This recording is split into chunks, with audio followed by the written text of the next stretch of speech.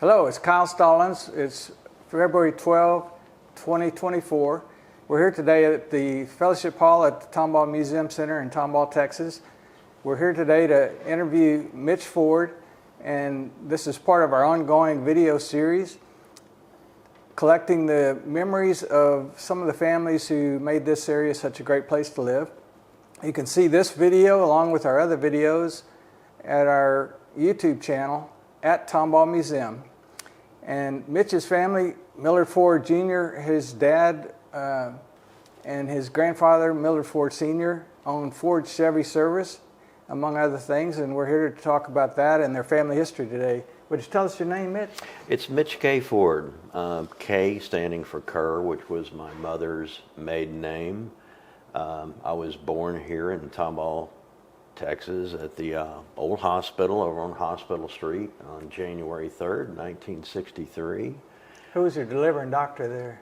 Norman Graham. So tell us about your immediate family, your wife and any kids.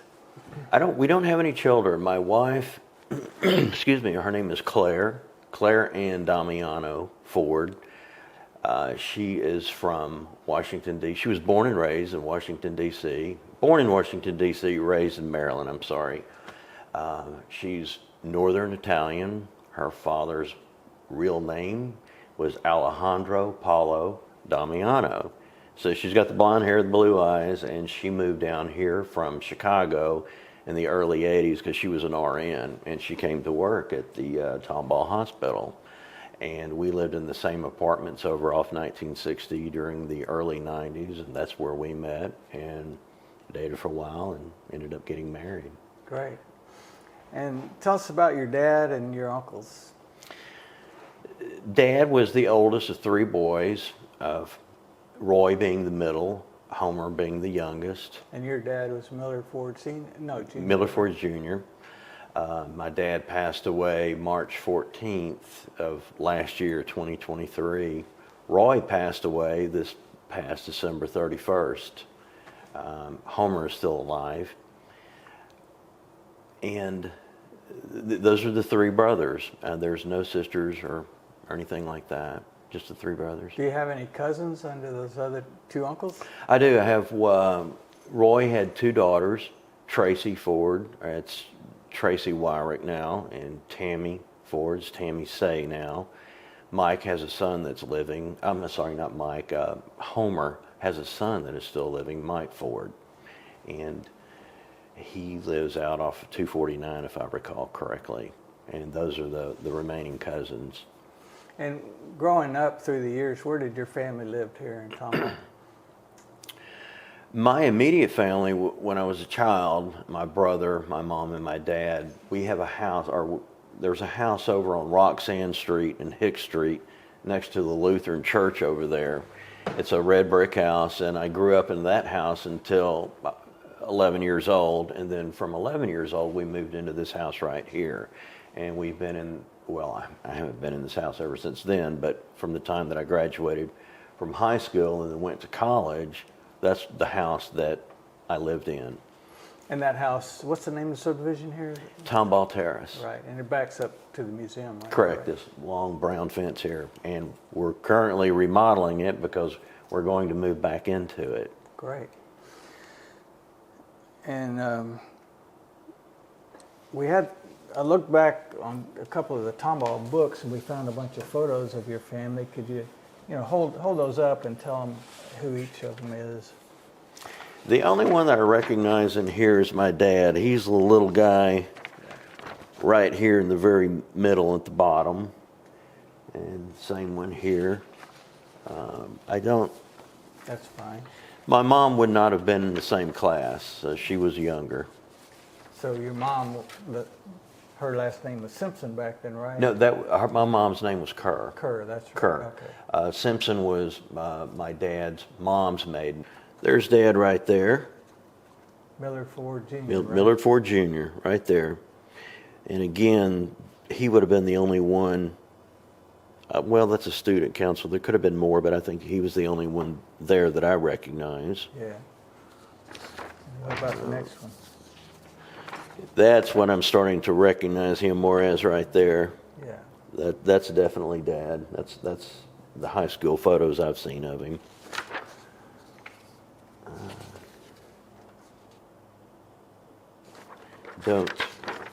I'm not sure which one. Is that him? That is him. You're correct. They're on the very bottom. That's Dad. Yeah. Millard Ford Jr. All right. And of course, this is the famous one. We've had many photos over the years of the Four Horsemen. My dad used to always talk about how they were like one of the reigning football teams around the area, and that he scored more touchdowns, and that's Carl Miglito, Homer Simpson, and Lynn Ross Lovett. Homer Moore, right? I'm sorry, Homer Moore and Lynn Ross Lovett there, I believe. And your dad, Millard Ford. Millard Ford right there. And they weren't that big of guys, but sound like together they made a really good backfield, right? I guess everybody was small back then or something. They had a great football team. Yeah. And back in the 80s, all four of them got together for a photograph in this house over here. Wonderful. I wish I would have had that photo, but it's all boxed up. Yeah. And this article we found talks about that backfield. It sounds like a pretty formidable football team back then. Tomball was known for its football. Well, I think it still is. Yeah. I think football has always been big in Tomball. My dad was a huge football fan. Golf being number one, though. Yeah. Did he golf out at Tomball Country Club? Or He was one of the founding members of the Tomball Country Club. Great. And he finally quit playing golf. I guess it was, I don't know if it was quite 10 years ago. He was still playing up into his about 81 or so. And they gave him, when he finally said, I'm not going to play anymore, the Tomball Country Club gave him a plaque with a lifetime membership that he could come back and play anytime that he wanted to, but he never did. Do you have any memories of that Tomball Country Club where your family were out there? I used to go out there when I was a kid all the time. He started taking me out there when I was a little boy from the house that we lived on Hick Street. He would take me out to play golf with him. We'd ride around on the golf cart, or I'd walk behind him if he pulled his bag.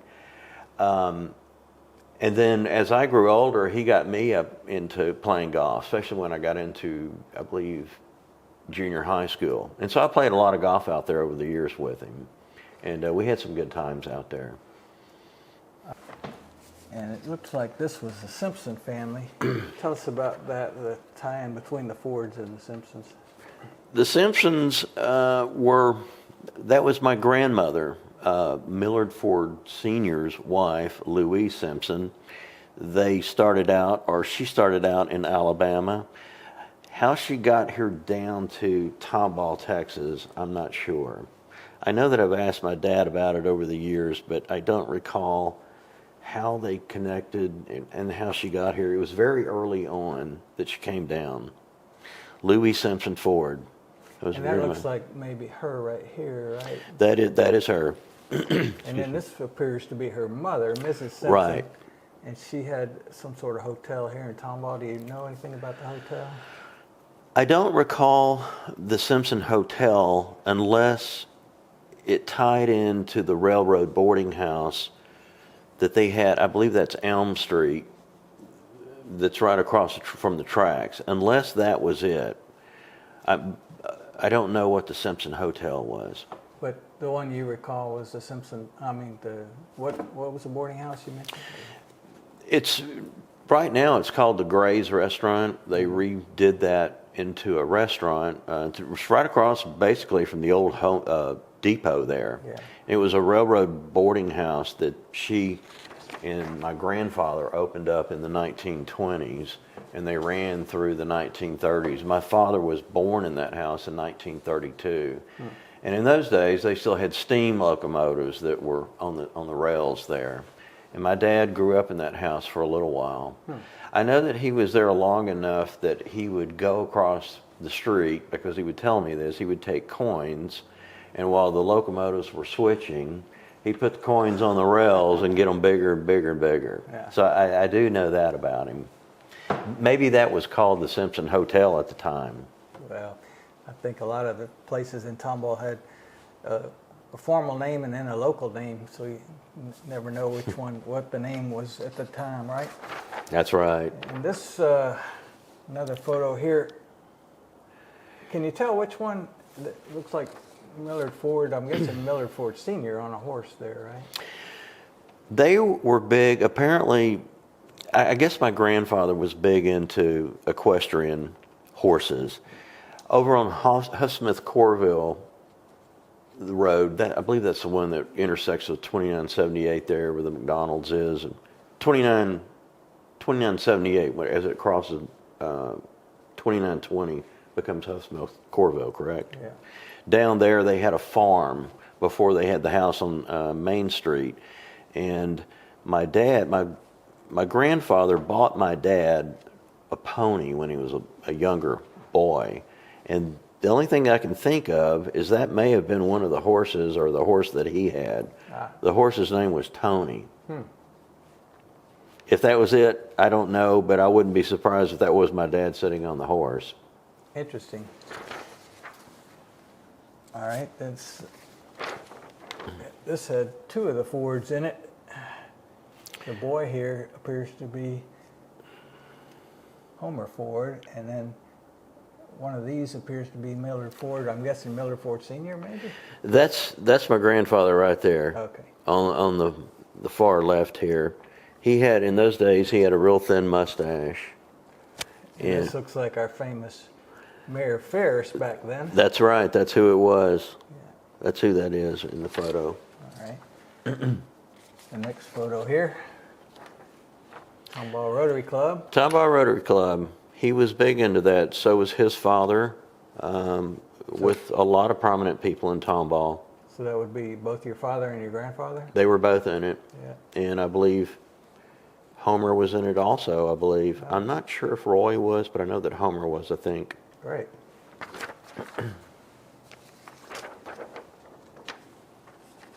This is another photo I found in one of the Tomball books. It sounds like they were doing publicity for the Harris County Fair here in Tomball. Oh, that's Millard Ford Sr. That's my grandfather right there. Great. KPRC, Channel 2 Radio, I say. Yeah, interesting. Looks like some of your family was involved in the city government, right? Homer was. Homer was a city councilman. That's him right there. Great. He was the only one of the three boys that was actually in the city council, as I recall. And I was guessing from what they're wearing and their hairstyles, that might have been the 70s or 70s, definitely. Great. And then I wanted to ask you about your grandfather and his Ford Chevy service, which your dad and uncles were involved in. How did that start? Have you ever heard stories about that? I know a fair amount about that. Down Cherry Street right here, you know where the old post office used to be. There was a Sonic there. There was the post office, the old post office on Main Street in Cherry here. Well, this is... I'm sorry, Pine Street. Is this Pine right, Street? Right. Pine Street right here, the post office being down there, and directly on the other side of the street, let's see, the northeast corner is an old radiator shop. Mm-hmm. That started out as a Sinclair gas station, which my grandfather started that Sinclair gas station. Oh, that must have been in the 30s as well, because I have this, not the exact sign that came from that, but I have an original Sinclair station from the period.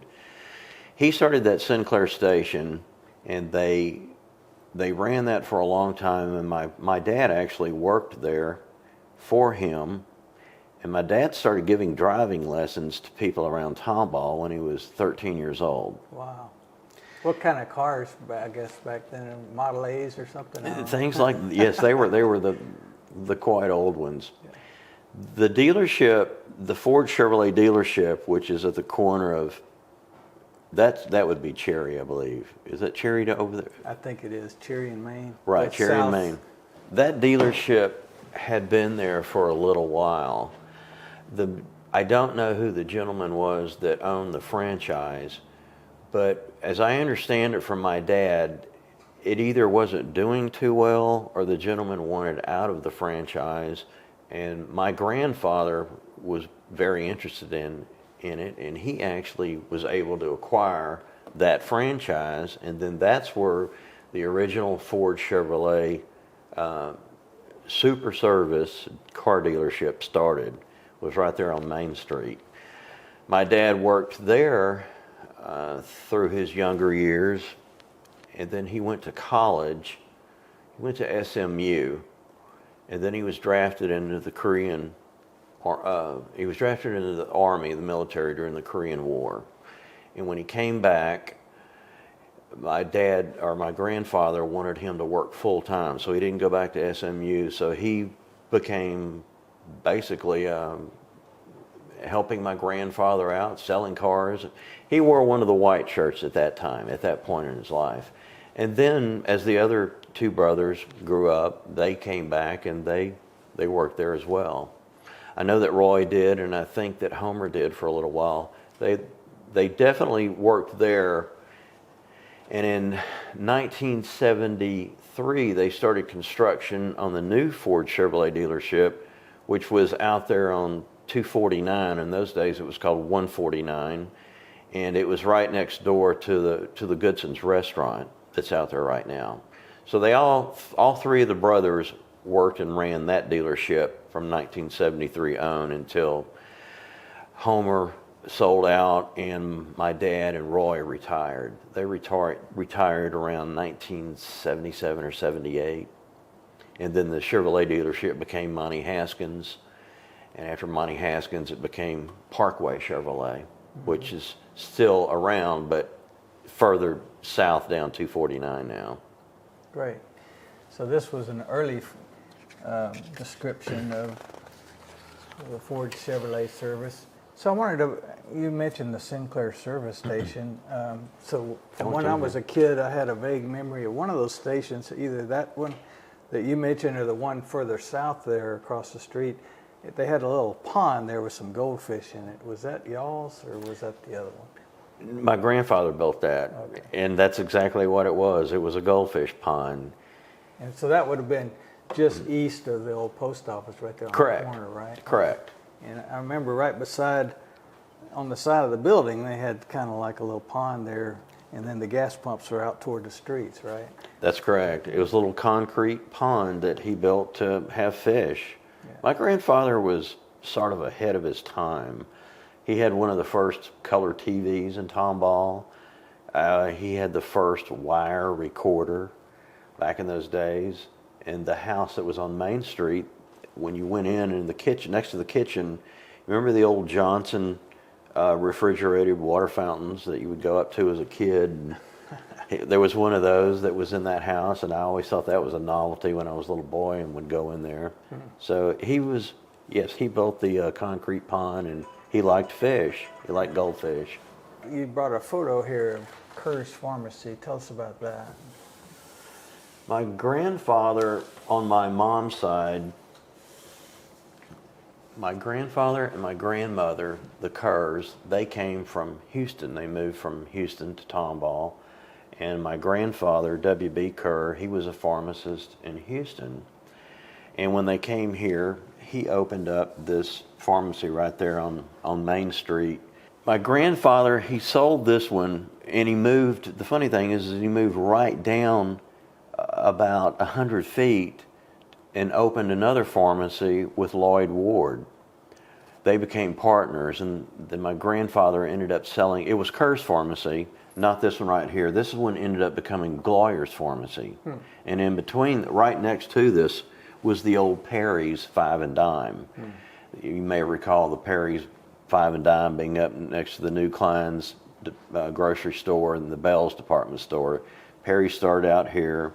This pharmacy ended up becoming Gloyer's Pharmacy, as I recall, and down on the end of it, next to the Ford dealership, was the Kerr's Pharmacy, the smaller one that my grandfather opened up. And then Lloyd Ward and him became partners. my grandfather ended up selling out to Mr. Ward, and it became Ward's Pharmacy. And it was still there when I was a kid, while the original dealership was directly across the street. My mom would come pick me up. We'd go in there, and I'd have lunch. They still had the old counter. I remember that. They had the old style where they could make you an ice cream sundae or whatever you wanted. That's right. And so she'd come pick me up from grade school, elementary school. We'd go see my dad at the dealership. We'd walk over there and have a snack. But my mom's parents moved here from Houston, opened up the pharmacy, and that's how they came here. My mom started going to Tomball High School and met my dad there. Do you know anything about the Kerrs or how long they've lived in Texas? I don't know how long they've been in Texas. I know that the family goes up into Ohio and California on my mom's mother's side. I don't know really much about my grandfather, W.B. Kerr. Her mom's name was Laura Kerr. She's again from the Ohio area in California. Whether she was born there, I don't know. I know that she has family also in Kerrville, Texas. I think that's in northeast Texas. Or no, I'm sorry, not Kerrville. Kirbyville. Kirbyville is where Far East Texas. That's where my grandmother came from. I know she came from there, but before that, I don't know. Kirbyville. That's the northeast Texas. Yeah. So, what's your favorite memory or one of the favorite things you think about growing up in this area? I think about that from time to time. I probably have more memories from the house over there on Hicks and Roxanne Street. When I was growing up, my mom and dad always liked to take trips, vacations, and one of the big things that they did, especially with a lot of the other entrepreneurs, people that own businesses around Tomball, was they like to go down to Nuevo Laredo during the summertime and take like a really long weekend. And as a kid, they would always take me down there with them. Sometimes my brother would go. But we always went down there. And one of the other big things is my dad liked to rent a beach house down in Galveston, Surfside, or Freeport, or one of those cities on the beach. And we would always go down there every summer. I always remember filling up jugs of Tomball water, as they called it, because the water down there was not very good to drink, or it had a taste that nobody liked. So we would take our own water with us down there. Barbecue cookouts were a big thing. Howard Klein lived across the street from their house down there on Hick Street, one of the Klein brothers, and there were a lot of gatherings at his house, and I was always included. I was included in a lot of things as a small kid with my mom and dad, and actually until through high school. But the smaller things from when I was a little kid of Mexico and the beach will really stand out the most to me.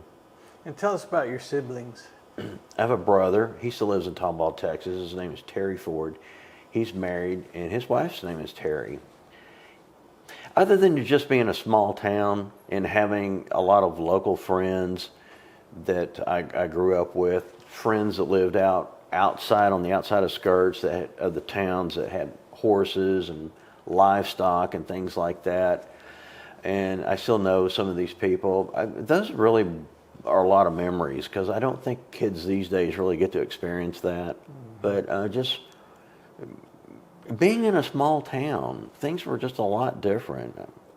You knew so many people around town. It's like almost like family, because you had extended family of all these people that you knew, right? Well, that's right. On Main Street right there, next to Garrity Bond State Bank, which was owned by Lowell Cox, he was the banker. Right next to that was Coates Jewelry Store, I believe was next to it. Jimmy and Mary Coates.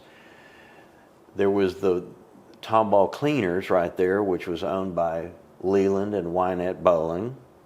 And then there was a little stationery shop in there. I don't recall who owned that. directly across the street was the City Cafe.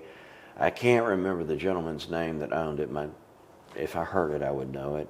But everything was just much more unique in those days. That it wasn't transient like it is these days with people that come and go. You know, the people that came, that settled into Tomball, and they stayed, and you got to know those families, and they became like family. Yeah. I have a lot of good memories about that.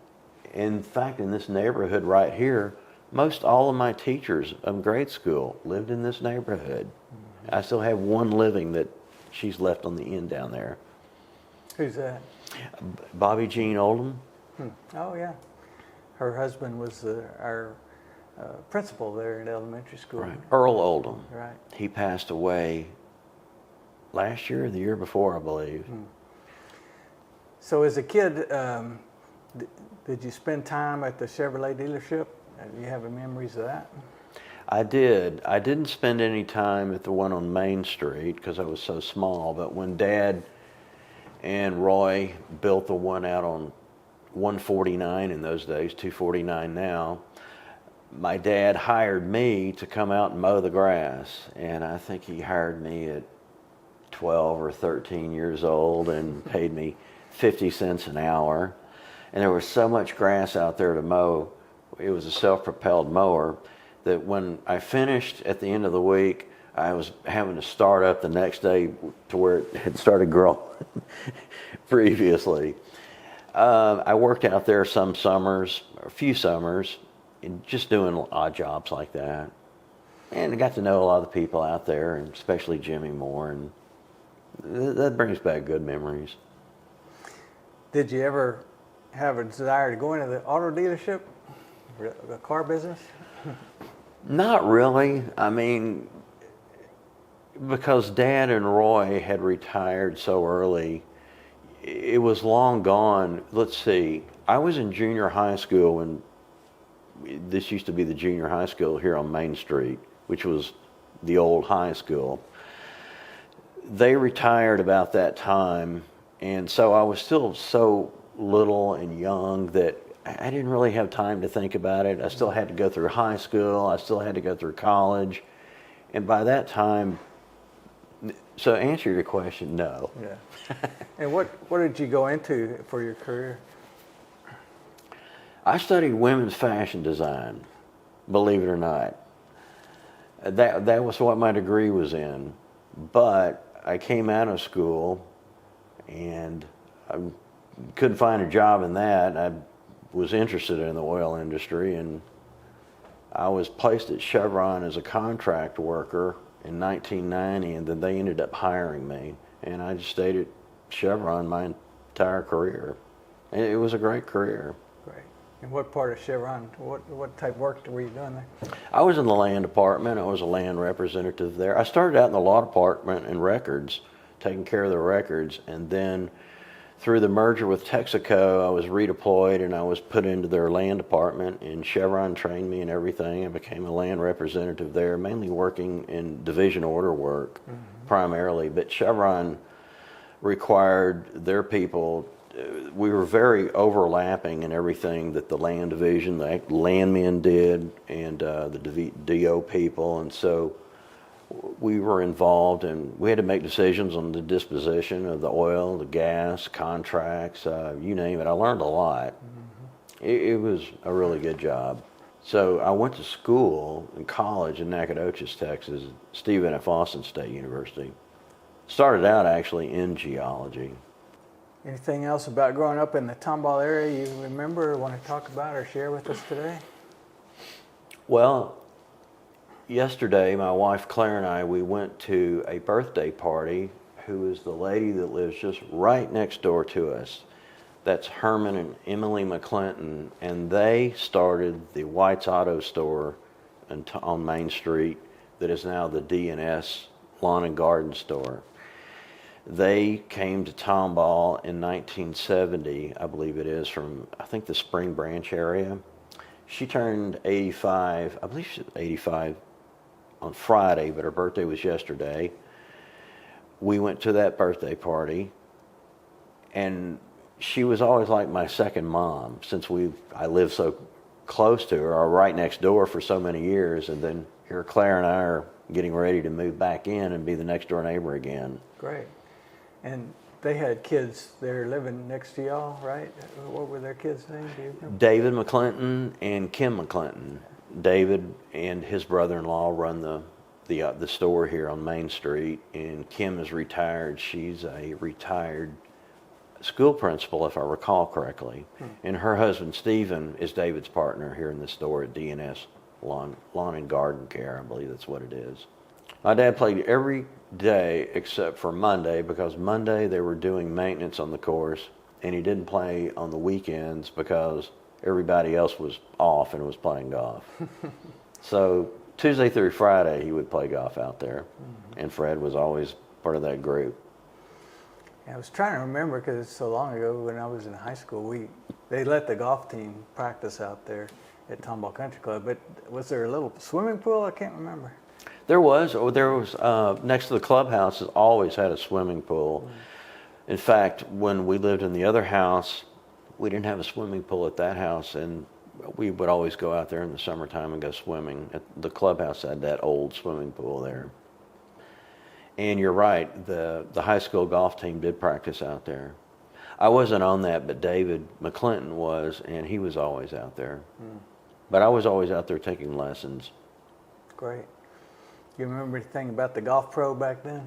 Sammy Kane, he was the golf pro about that time frame when I was at that age, and why I remember his name so well, I don't know, but Sammy was a great guy. He was a very sweet guy. I think the Canes are actually still around somewhere in this area, but I haven't seen Sammy or heard of him in a long time. The summer when I graduated high school, I worked out there for one summer at the Tomball Country Club. And the summer before that, I actually worked at Hooks Airport. I worked for this little company called Lake Aircraft. So, and then it was junior high, freshman, sophomores when I worked out there for my dad on 249 at the dealership out there. It was interesting. I enjoyed it. They hired me to mow the grass out there, and then there was only so much grass to mow, and then they would allow me to help them install baggage compartments and those things. They actually manufactured the aircraft somewhere else, and then they flew them down here to Tomball out there at Hooks, and then that's where they would put they would finish them out with baggage, and they would put extra avionics in there that maybe a customer wanted. Oh, and before they would send a customer would take delivery of a plane, I'd get to wash it. Nice. Well, I recall that those were the planes that could land on water, or they actually had wheels too, right? That's correct. Yeah. Right in front of the business was at the far end, or the far south end of Hooks Airport out there. And in those days, you could just drive right through off of 2920 next to the restaurant that was in the front. You could drive down the hangars, in front of the hangars, almost on the runway if you wanted to, and you drive down there, and there was a water strip right next to the main runways. So if they were giving a demonstration, they might land on the runway, or they would always land on the water, to show that off. It was interesting. I remember the look of that airplane was strange to me, because the propeller was behind the cab. It was interesting. It was on a pylon on the top of the fuselage up there. It was. So one thing I remembered about the subdivision here was like when you were talking about Howard Klein and his son Howard Jr., which you called Bobo. Bobo. And we were kind of running through that subdivision back all those years ago, and we'd go see friends or see other people that lived. There's a lot of young kids in Tomball lived in Tomball Terrace back then. I guess the streets were kind of full of kids around there when you were growing up. There were a lot of kids.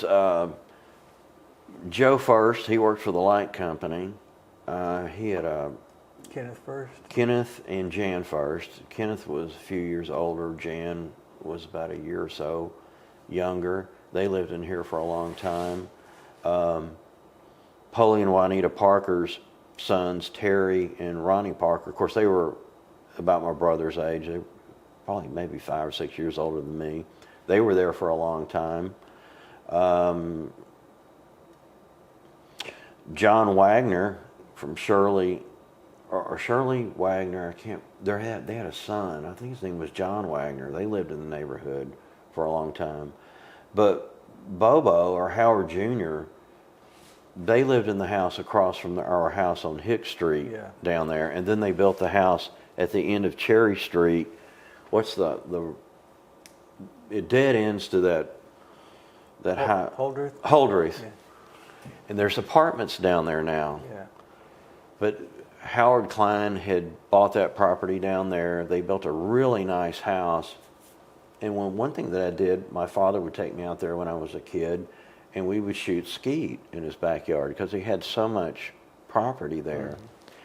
And in the backside, closest to Holdreth Road, Howard had dug these really big ponds. And my dad would take me, and we'd go frog gigging back there. And at the dealership on 249 there, the new dealership that they built, my dad and I would take those frogs and we'd go into the wash bay and we'd go out there and gut and clean those things. So I remember that. My dad was really big into frog legs. Yeah. And that's where just like you've heard, well, they taste like chicken. They kind of do. I guess we had a lot of pretty big bullfrogs around this area back then, didn't we? There was a lot of them. Yeah. But it takes a lot of them in order to get a meal. Yeah. I mean, the bullfrogs are like this, but the legs only are. Yeah. So they're like little bitty chicken wings. Mm-hmm. The other thing I remember about Tomball Terrace was Halloween seemed a popular spot for Halloween trick-or-treating.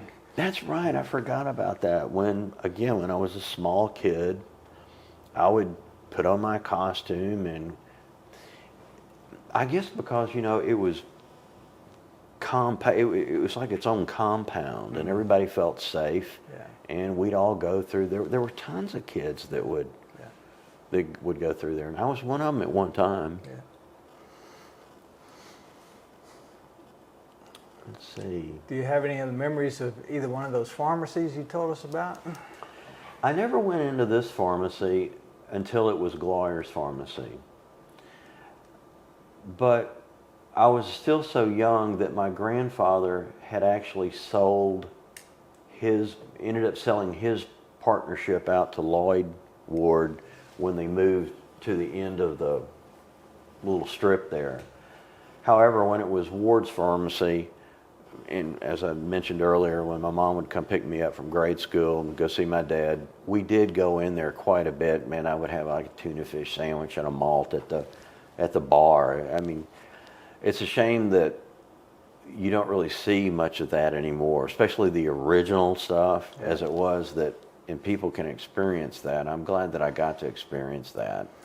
I remember one of the most fun things, besides the food, which was really good, and the ice cream, they had those stools, the padded stools you sit on that would go all the way around. Yes. For a kid, that was a lot of fun. They were. You sit there and just spin around. And they had the big soda dispenser right there on the counter. Yeah. And then on the other side, there was the big malt blenders or the big shake blenders that we're all familiar with. I'm not sure why my grandfather moved out of that building into the one on the end unless he just wanted something smaller. Mm-hmm. So right behind it, you mentioned the water tower. Right, do you remember the water tower? I do. I remember when they tore it down. I think, was it in the 80s, early 90s? I don't know. I remember seeing pictures of that. Mm-hmm. So on that water tower, they had the siren. Do you remember the siren that the city had up there? They did.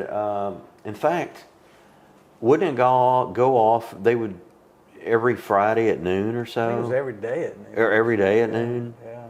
And the old Baptist church here, every day at noon, they used to ring the bell on the clock. Mm. I don't hear that anymore. Gosh, I miss that. Yeah. Hmm.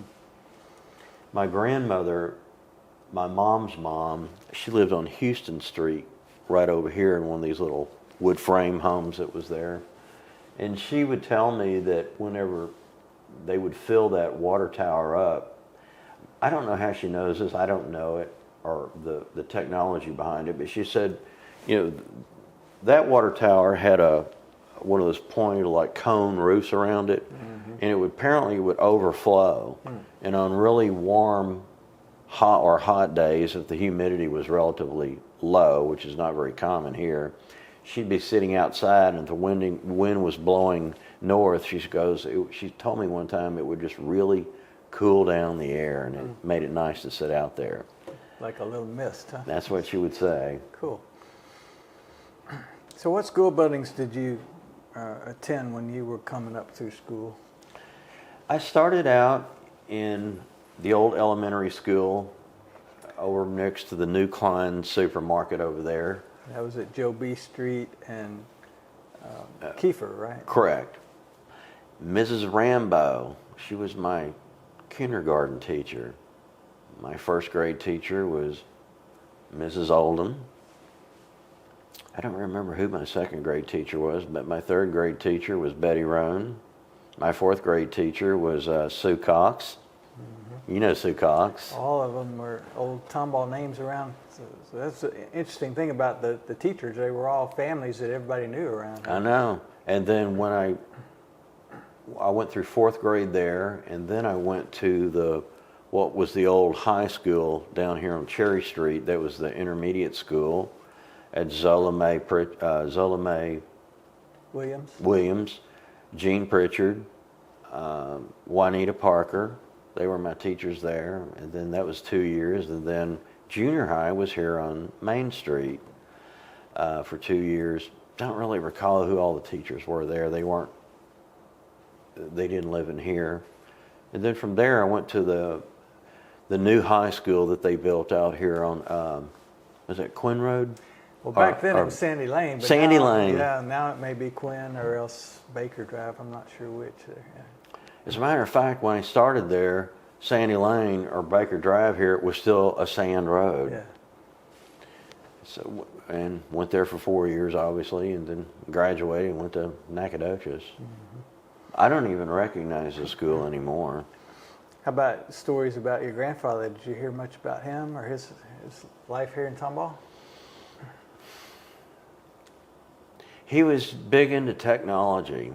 I know, as I understand it, that's why he had as I've been told, the first wire recorder. You're familiar with one of those things. It was a drum that had like a foil on it and had a needle that somehow it recorded all as though it was like a record, and it would put a groove in that drum. Where the wire came from, I'm not sure. I guess he recorded stuff and listened to it play back. Of course, first color TV in Tomball. Something to do with telephones. I'm not sure what all that was about, but again, the water fountain in his house. He was big into technology, and he was a big hunter. They all went to Fredericksburg, Texas a lot. And to this day, they still have the same deer lease up there. But then again, Howard Klein and a bunch of the other local businessmen, Jimmy Coates, they were all in on that as well. Lowell Cox. Tomball has changed so much. I mean, as you gentlemen know, when I go down 249 and towards the Boudreaux, the Grant Road, I get lost now, whereas in those days, I mean, that was stomping grounds. But now I get lost when I go over there. One of the big things that I recall was Humble Oil, before Exxon bought them. And in those early days, Tomball had free gas. I don't know if you recall that or not, but Sure. Dad used to heat the pool all winter long because gas was free. And somehow that went away. For obvious reasons, Exxon didn't want to keep providing free gas to an area this big. One thing I do recall going to the Peck Hotel when it had a little restaurant there. There was the chef's name was Smitty.